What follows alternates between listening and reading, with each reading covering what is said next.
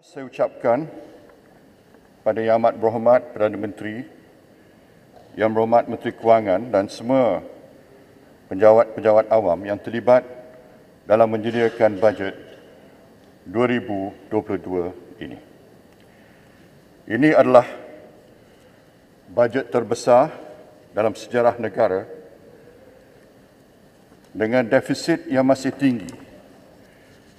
Bajet ini juga penuh risiko apabila kerajaan terpaksa meminjam lebih banyak dana sedangkan unjuran pendapatan kerajaan masih rendah. Bagi saya, keadaan ini berlaku disebabkan beberapa keputusan dan tindakan salah yang diambil oleh kerajaan-kerajaan yang dibentuk selepas PRU 14 dan terpaksa ditanggung oleh kerajaan hari ini.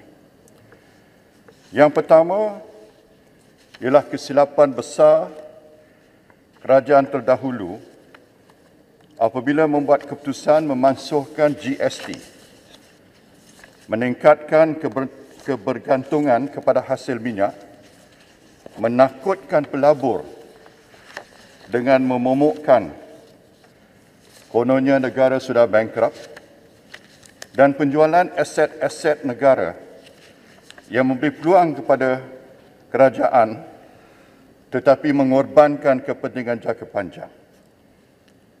Dan selepas itu, pelaksanaan lockdown dan PKP yang antara paling lama tempohnya dalam dunia akibat keputusan yang membawa pelaksanaan lockdown yang bersifat separuh masa dalam pengawalan COVID-19. Di bawah kerajaan Barisan Nasional dahulu, defisit serta nisbah hutang negara telah menurun 8 tahun berturut-turut. Pada suku pertama, tahun 2018, nisbah hutang kepada KDNK telah berjaya diturunkan ke paras 48.7%, tetapi nisbah hutang ini naik semula setiap tahun bermula tahun 2018 sehingga mencapai tahap 62% pada akhir tahun lepas. Ia dijangka akan melebihi 66% tidak lama lagi setelah had hutang telah dinaikkan 2 kali dari 55% ke 60% pada tahun 2020 dan seterusnya dinaikkan dari 60% ke 65% pada awal bulan ini. Defisit dan hutang negara sebenarnya akan lebih tinggi lagi tetapi dibantu oleh pengambilan dividen yang tinggi melampau dari Petronas sejak PRU 14. Pada bulan Ogos 2021, Ketua Pegawai Eksekutif Petronas pernah memberi amaran bahawa dividen yang dipaksakan terhadap Petronas telah melebihi keuntungan Petronas setiap tahun sejak tahun 2018. Umpamanya, sekiranya Petronas untung RM100 setahun, tetapi dalam masa yang sama perlu membayar dividen tahunan antara RM120 hingga RM150.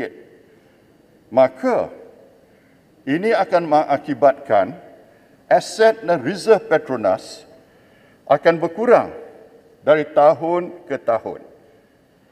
Bukit kalau sentiasa ditarah pun akan gondol licin.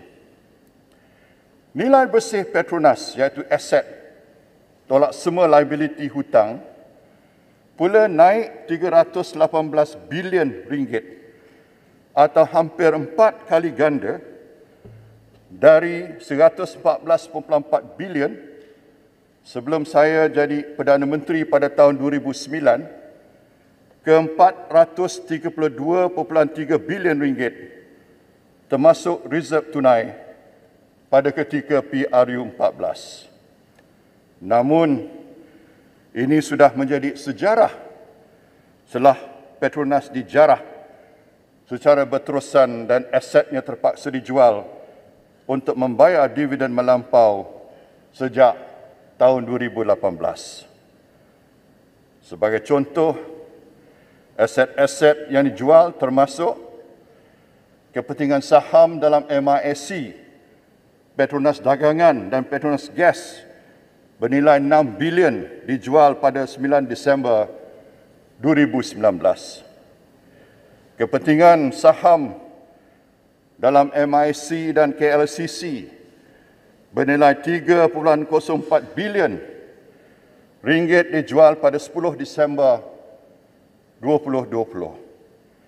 Dan baru-baru ini, Petronas menjual pula aset gas di Azerbaijan bernilai 9.4 bilion yang menjadi kontroversi dalam Dewan Yang Mulia ini pada minggu lepas pada harga yang sama.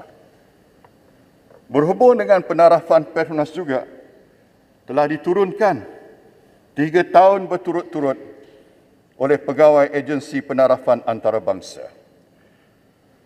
Tuan Yang Dipertua, ini bermakna kerajaan tidak boleh lagi bergantung sepenuhnya kepada Petronas untuk membiayai perbelanjaan kerajaan pada masa hadapan.